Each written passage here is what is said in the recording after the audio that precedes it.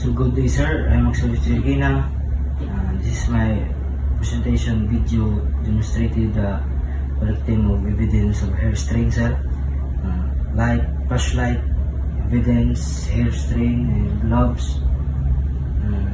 The packaging of evidence, and this is a sticky note for next sir sa pag-collect ng evidence. So I have a hair clip for sa evidencer and ball pen and tape. So first we put the gloves para dili makakuha na sa evidence. Kailangan ko yung gloves kung makulit ng evidence.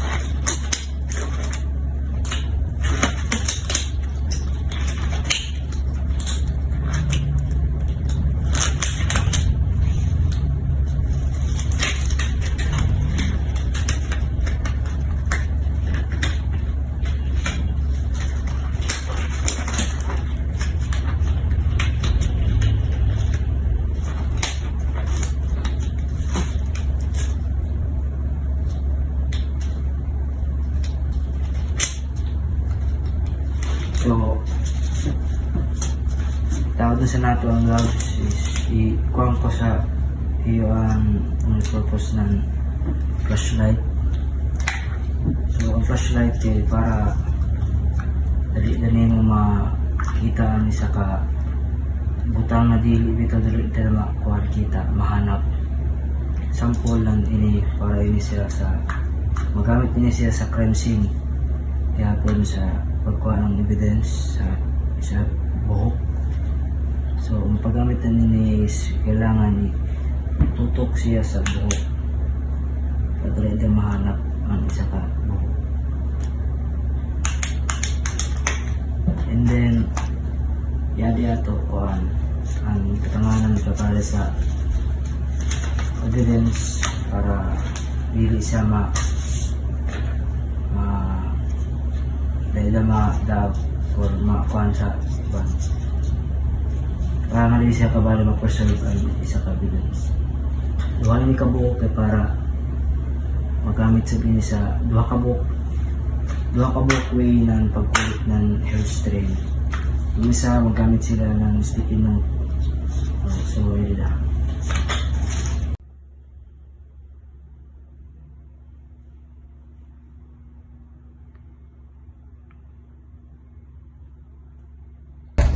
So, collect nakita ng evidence.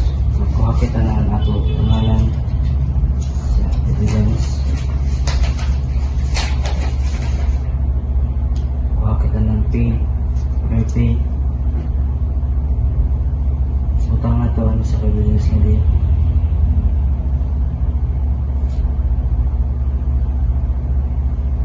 And ato siya 3-way fold. 3-way fold.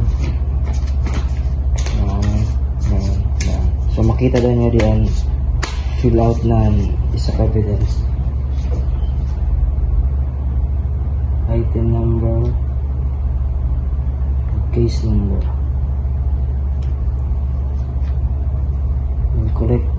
Collection, date collection.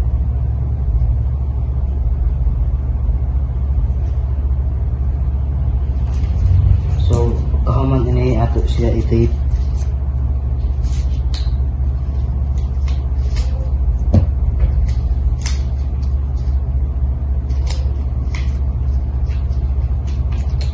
Amo ini kabali ang result sa iya pag-collect ng evidence sa hair strain. So, kaya sa malian isa ka way ng pag-collect ng evidence. Magamit sila ng sticky note. Ang ila kabali kami pagkuha ng evidence is iya kabali may glue.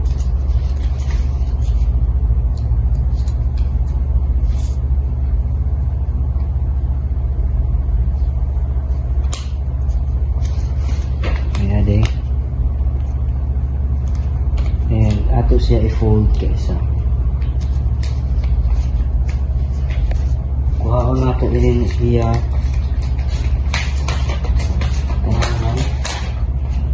ato siya yung tunga. hold, three-way, turn up,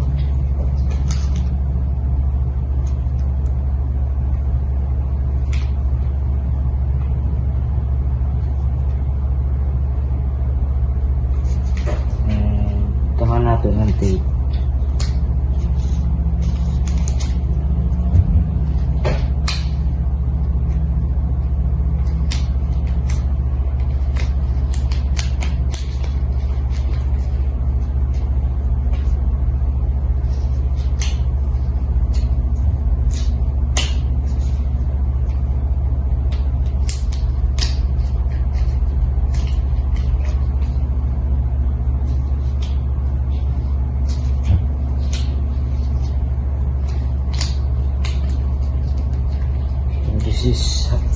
This is my presentation, sir, of how I collect the evidence of the restraint. Thank you, sir.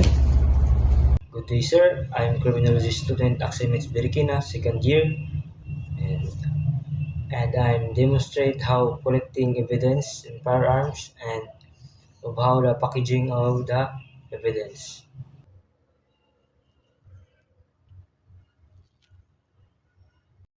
So here the sample of the how I collect the evidence. This is weapon boxes. This they put the weapon in the box, and is the gun and the uh, zip or kwan or cable tie. So first we check the gun if the gun is loaded, and check the magazine. There, press this to out the magazine and check if there are bullet inside. So, and first check if the weapon is loaded. You can press this and you can see the inside kung yao ba'y bala or wara. And then kung wara, check the trigger and waray so sir siya ibutang sa kuan, dapat check kung ganayan isa ka weapon kay para sa safety, kay kadto ka bali para sa i-present sa custody weapon is so unloaded. So put the trigger and put some cable tie side to assure that the weapon is unloaded or ready to present.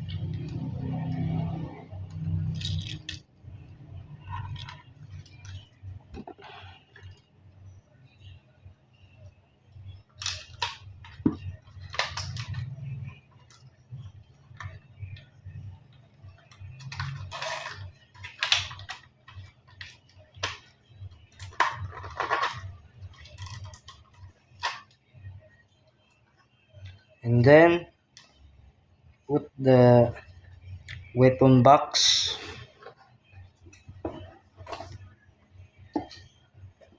and tie inside, so not para dili siya lihok-lihok. Kailangan sab siya i-cable tie kay lang.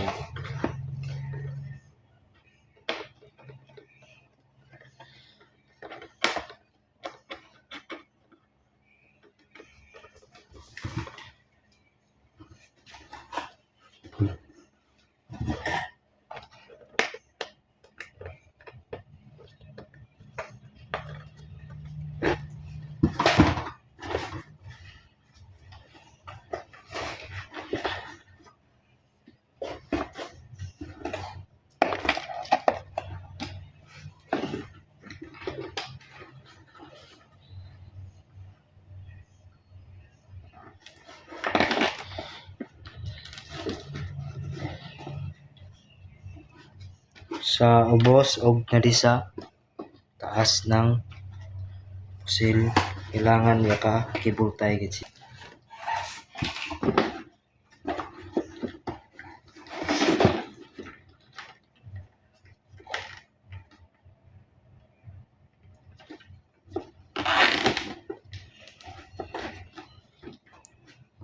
Og ang magasin dapat sab siya i-cable tie para ini sa pag-present nanan evidence ngadto sa custody.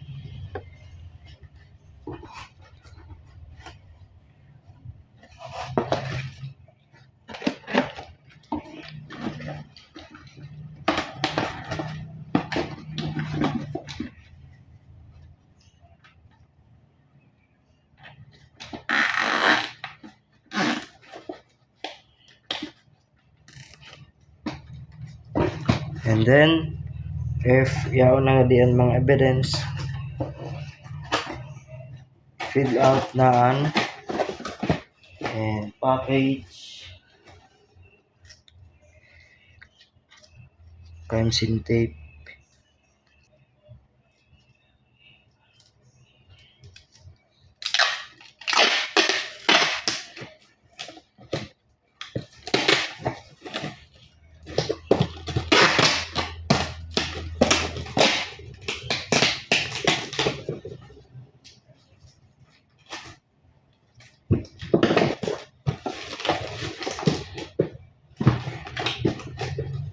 And then mag-fill out na di sa evidence and fill out the agency collected by, the item and date, and fill out if the gun is unloaded, check case number, then time, model M6. And this is how I perform the collecting of firearms and packaging the firearms, sir. Thank you.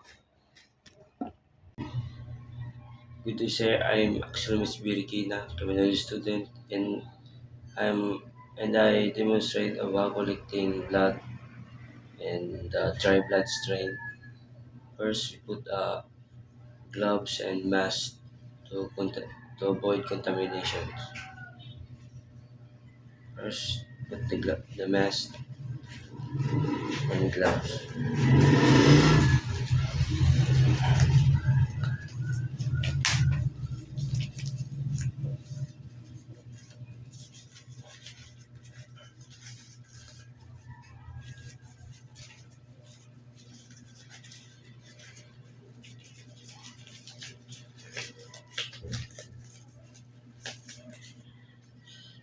Now I proceed the collecting of blood.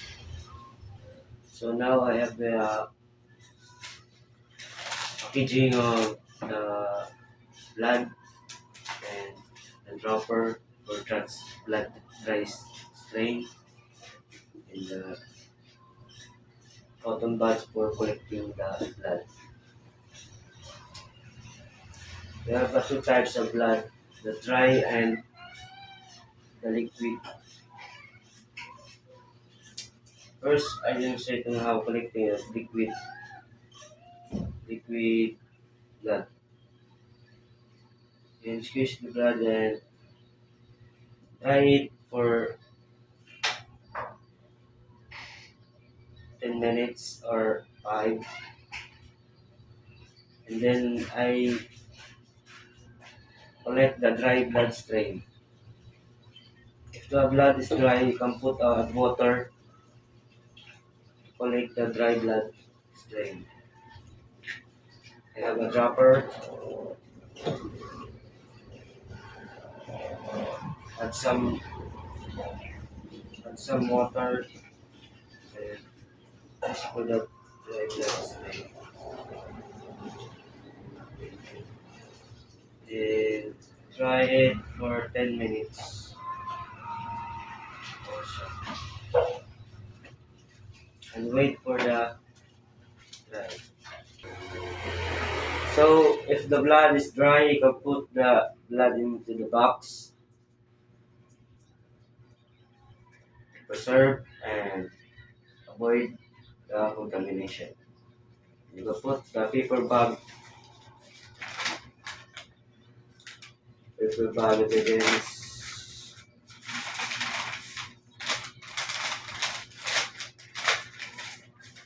and cover it and tape.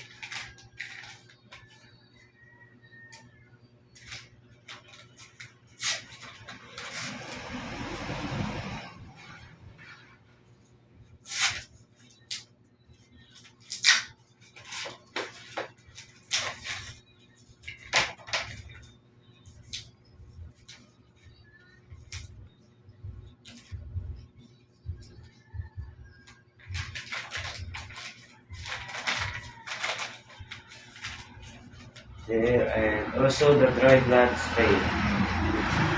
So put into the box.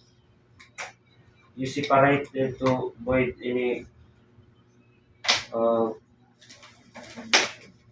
contamination. You can put into the paper bag with it.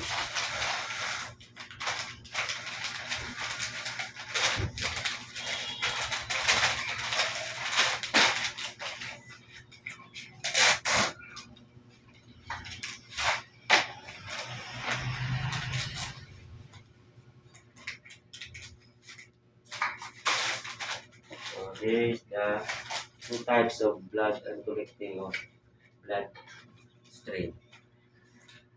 So thank you sir, good day, and hope I demonstrate the proper way of collecting the blood strain, and dry blood strain, sir. Thank you.